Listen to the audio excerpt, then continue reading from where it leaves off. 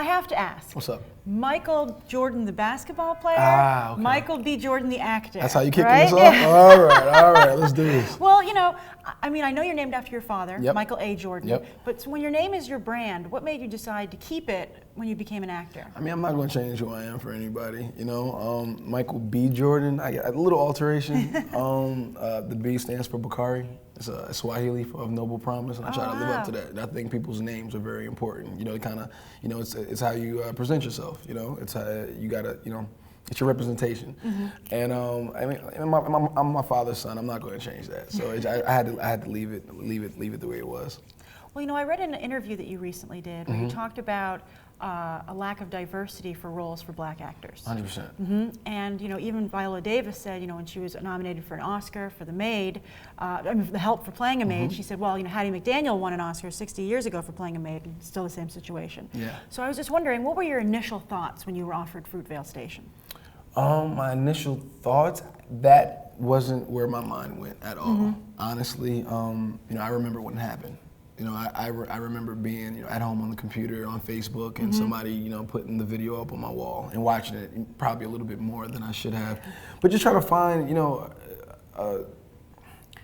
find a justification, a reason for, you know, in that moment, what did he do to deserve to get shot in the back like that, you know? And I couldn't find one. So, I mean, my range of emotions just went all over the place. I felt pissed off, upset, frustrated, helpless, you know, wanting to do something to kind of, to help, but not have an outlet, you know? So, you know, 4 years later when Ryan Coogler, you know, came up with this project and to tell the story of Oscar Grant, I just felt a certain sense of responsibility to play that role. And I just kind of, I mean, it could have been me, you know, and I felt definitely a connection with Oscar, so I really wanted to play that role.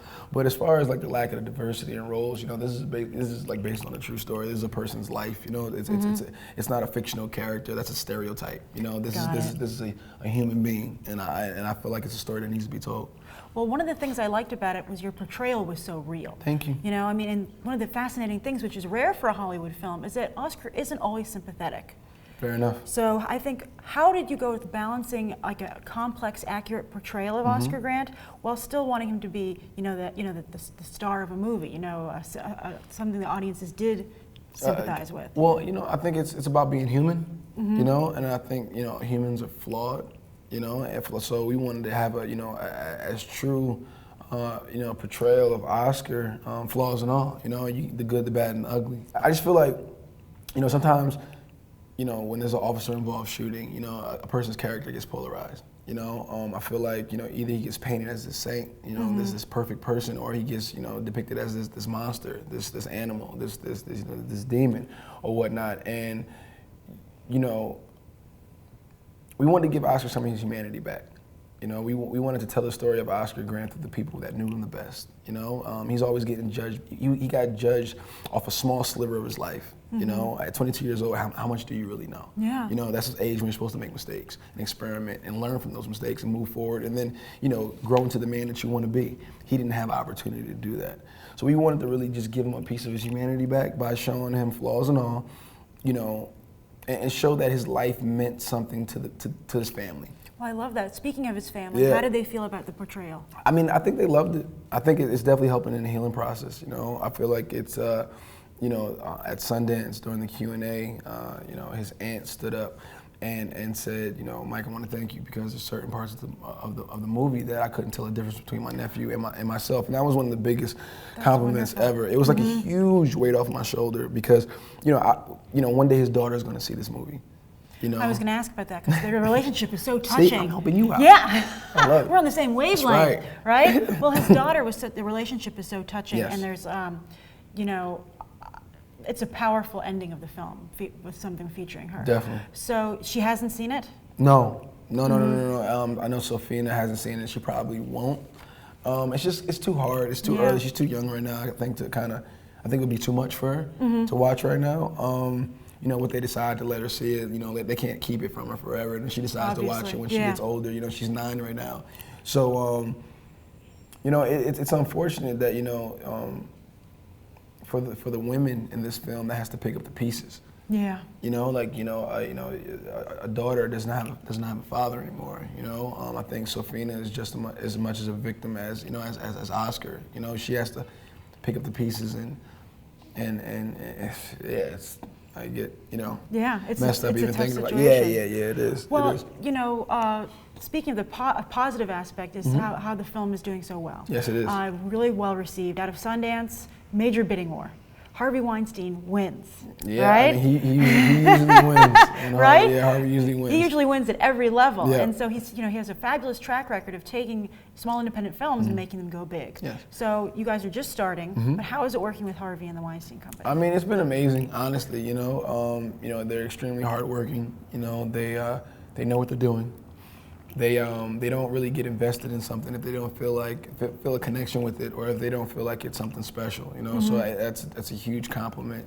For myself and Ryan and Octavia and everybody else involved in the project. So, Harvey's been like more like a mentor figure. Wanting to produce movies and hopefully one day have a company like the Weinstein Company to be able to distribute films and be respected in the industry. So it's been I have no complaints whatsoever.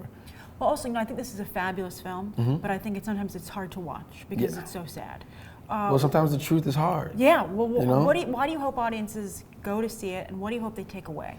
Why? Say that one more time. Well, why do you hope that? Why is it important for them to go, in your opinion? And what do you hope they take away? Well, I feel like it's very timely right now, especially with all the stuff going on in Florida. The Zimmerman, and with the Trayvon Martin case and stuff like that. And with the stop and frisk here in New York. 100%. So it's a. I think it's a timely piece. I think it's a message that with the rapid loss of life nowadays, especially in Chicago, what's going on there right now, and just because we deem somebody different because they may not look like you, or they might be from a different area. You might not have ever been into Oakland before, saw somebody, hung out with somebody like Oscar Grant before. Sometimes they feel like, portraying an African American, sometimes from the inner city, they don't look at you as being a complete human.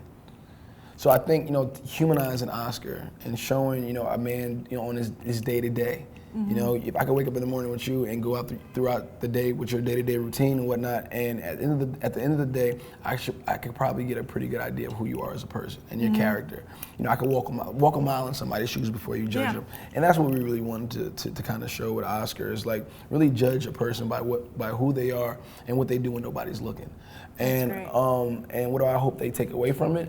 I hope they start to think. I hope this film sparks conversation between people. To look at themselves in the mirror and hold themselves accountable for their own actions. Don't be so quick to judge a book by its cover just because they're different. I think that has a lot to do with media as well. Somebody from Nebraska that's never been to Oakland or been to Newark, New Jersey, or some of these other inner cities or whatnot. If you're always and you grew up in Newark. I am. I mean, I'm definitely a product of my environment as well. But I hope people just start asking questions. Learn how to treat each other better. How can I be a better mom, a better dad, a better best friend, a better son, a better daughter? You have to learn how. It starts with the individual. I think that's the only way things are going to get better. Do I think it's ever going to stop? No, probably not. Not in my lifetime anyway. But hopefully this movie can be, I don't know, a launch pad to kind of take things in the right direction. Yeah. The last question I want to ask you, all right, is that everybody's getting a superhero movie these days. Oh, man. Right? All right. And as you know, your name has been mentioned quite a lot as a potential Johnny Storm in the Fantastic Four reboot, because your Chronicle director is taking that over. Yeah. And so that instantly sparked a debate about changing the race of the character, because he's white in the comics. Yep.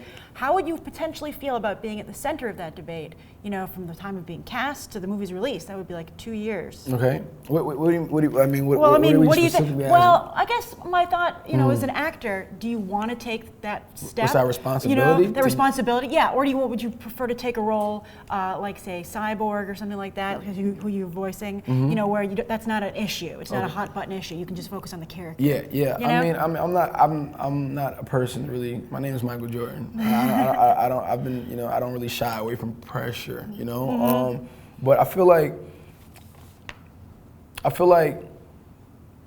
it's more of a continuity thing. The characteristics of Johnny Storm is that his name is Johnny Storm. He's American, and he's charismatic, and he's a playboy. And there's nowhere in there where there's a race, description whatsoever. So I mean, in that regard, I don't see anything wrong with it. So I mean, it wouldn't be that hard of an issue. I'll just leave it at that.